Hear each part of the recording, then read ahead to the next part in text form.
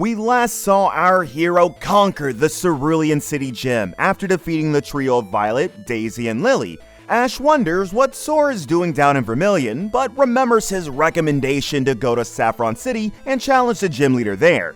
He arrives in Saffron. The city skyline shimmered in the morning sun, a tapestry of metallic skyscrapers and neon lights. Ash stood at the city's edge, a map clutched in his hand. Saffron was a labyrinth compared to the quaint towns he traversed before, and the map, procured from a kindly vendor, felt more like a cryptic puzzle than a guide. Suddenly, a voice startled him. Lost little trainer? A tall woman with fiery red hair and a mischievous glint in her eyes stood beside him. Her smile was infectious, but Ash couldn't shake a feeling of unease. Just trying to find the gym, he stammered, pointing to the map's indecipherable symbols. The woman laughed, a tinkling sound like wind chimes. Saffron Gym? Don't waste your time with Sabrina, that ice queen. Come, let me show you the real action. Intrigued, Ash followed her down a bustling side street, the air thick with the smells of street food and exotic spices. They emerged into a hidden courtyard where a motley crew sparred with their Pokémon. Gigantic Machamp traded blows with nimble Hitmonlee, while a Kadabra levitated objects with telekinetic ease. Welcome to the Saffron Battle Dojo, the woman declared, her voice amplified. Here, we test our strength, not with badges and rules, but with pure skill and grit. Ash was mesmerized. This was unlike anything he'd seen before. The raw power, the fierce camaraderie, it ignited a spark within him. He wanted to prove himself, to be part of this electrifying arena. The woman, who introduced herself as Crimson, chuckled at his enthusiasm. Alright kid, show me what you've got. Face me in a Pokemon battle. 2 Pokemon. Winner gets bragging rights and a free lunch at my favorite noodle joint. Ash, fueled by adrenaline, wastes no time and sends out Wartortle. Crimson sends out her first Pokemon, countering with a muscular Hitmonchan, who dives straight in with its lightning-fast jabs, testing Wartortle's agility. A crowd began to form as the intensity increased. The battle was fierce, a blur of scales and fists, water and lightning. Ash, drawing on his experiences with previous encounters, devised clever strategies. He used Wartortle's shell as a shield against Hitmonchan's punches, then countered with a well-timed Aqua Jet, sending the fighting type sprawling. Hitmonchan collapsed, unable to battle. Crimson calls back Hitmonchan and sends in Hitmonlee, who immediately enters the field and uses high jump kick. Wartortle dodges. Hitmonlee doesn't stop. His kicks came in lightning-fast flurries, aimed at Wartortle's vulnerable legs and shell. With a practice ease, Wartortle tucked its head into its shell, deflecting the initial barrage. But Hitmonlee was relentless, launching himself into the air with another high jump kick, aiming for the exposed shell from above.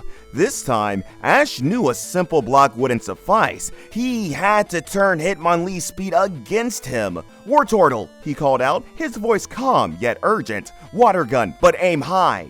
Wartortle understood instantly. Instead of blasting the usual horizontal wall of water, it angled its head upwards, unleashing a focused jet stream. The powerful stream hit Hitmonlee mid-jump, propelling him higher than intended. He soared through the air, disoriented and off balance, before crashing back down with a thud, legs splayed out. Ash and Wartortle seized the opportunity. With a powerful burst of speed, Wartortle charged, shell extended like a battering ram. It slammed into Hitmonlee's side, sending the brown Pokemon tumbling across the dirt. Hitmonlee tried to scramble to his feet, but exhaustion and impact proved too much. He groaned, then collapsed, unable to battle. Silence descended upon the crowd. Everyone, from the wide-eyed children to the seasoned trainers, stared at the scene in disbelief. A rookie trainer with just the Wartortle had taken down Crimson's 2 seasoned fighting-type Pokemon. The crowd roared, their cheers echoing throughout the courtyard. Ash, chest heaving, grinned. He might not have the badges, but he had earned their respect. Crimson clapped, her eyes shining. Not bad, kid. You've got guts. But remember, in Saffron, strength isn't enough. You gotta be clever, adaptable, like water flowing around a rock. Her words resonated with Ash. He had always relied on brute force and determination, but here he saw the value of strategy, of understanding his opponents. As he and Wartortle enjoyed their victory noodles, Crimson's words hung in the air, a new challenge he was eager to embrace. But the Saffron's surprise wasn't just about the dojo.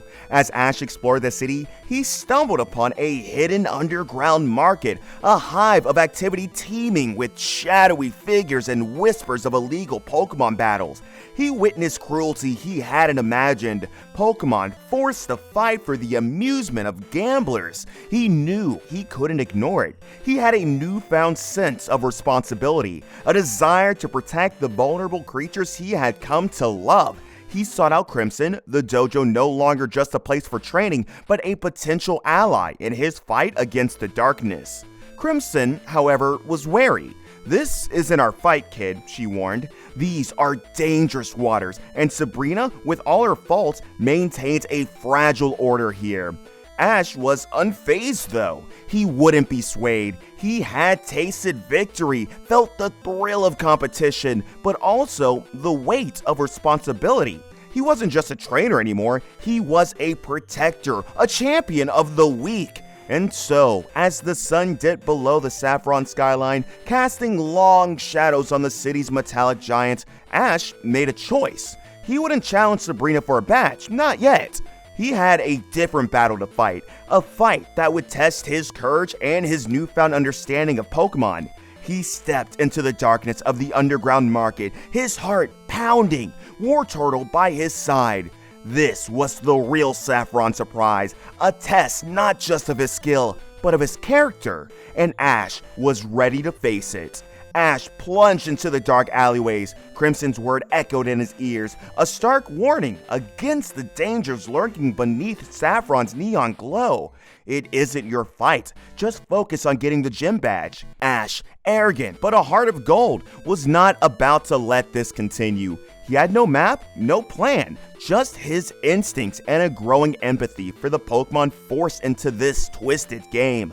Every flickering gaslight seemed to hide a potential foe, every hushed whisper a clue or a threat.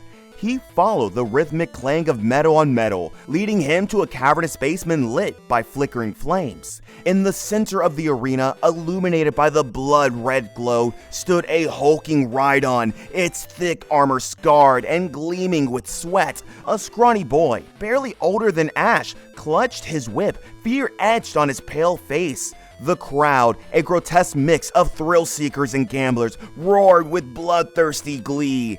Ash felt a surge of anger. This wasn't entertainment, it was torture. He couldn't just stand by.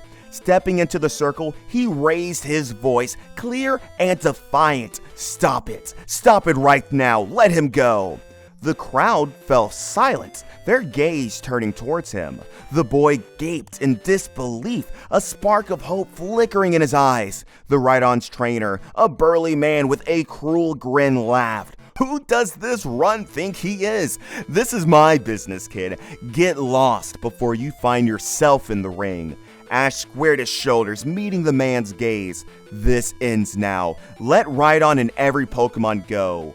A ripple of tension coursed through the crowd. What was this kid doing? The moment stretched, heavy with anticipation. Then, to everyone's surprise, the trainer scoffed. "Fine. You want a show? You got it, kid." He turned to the boy, his grin twisting into a sneer. "Looks like you got lucky, runt. Go on, challenge the champ. If you win, you walk free. If you lose..." He trailed off, the threat unspoken, but understood. The boy looked at Ash, his eyes pleading.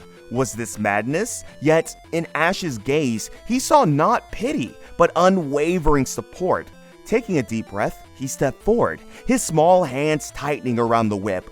The battle was grueling, a dance of fear and desperation. The boy stumbled, whipped by the Rhydon's tail, but each blow seemed to fuel his resolve. Ash, drawing on Crimson's words, offered advice from the sidelines, teaching the boy to use the Rhydon's own momentum against it. And then, a moment of grace. The boy, with a well-timed flick of the whip, tripped the Rhydon, its armored bolt crashing to the ground. The arena fell silent. then erupted in cheers, not for the defeated champion, but for the unlikely victor. As the boy, tears streaming down his face, embraced his freed Pokemon, Ash felt a warmth spread through his chest. It wasn't the thrill of victory, but the quiet satisfaction of having made a difference. He faced the darkness and found a spark of defiance, not just in himself, but in others. But in the corner of his eye, he noticed a shadowed figure slip away. A tall woman clad in purple robes, a familiar glint in her eyes, Sabrina.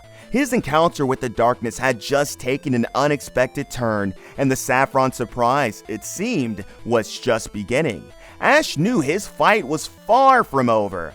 The boy and his Pokemon were free, but the underground market still thrived, a festering wound beneath the city's glittering facade. He needed to decide, would he continue his quest for badges, or would he dedicate himself to exposing the darkness, a role no gym badge could validate? As the dawn broke, painting the saffron skyline in hues of pink and orange, Ash looked towards the distant peak of Mount Moon, its crater rim promising both challenge and answers. He had a choice to make, and the path he chose would shape not just his journey, but the fate of the unseen Pokemon trapped in this city's underbelly. The Saffron surprise had just revealed its biggest twist, and Ash Ketchum found himself standing at a crossroad, the weight of a city's shadows now resting on his young shoulders. What do you think Ash will do? Drop it in the comments and we'll see you next time.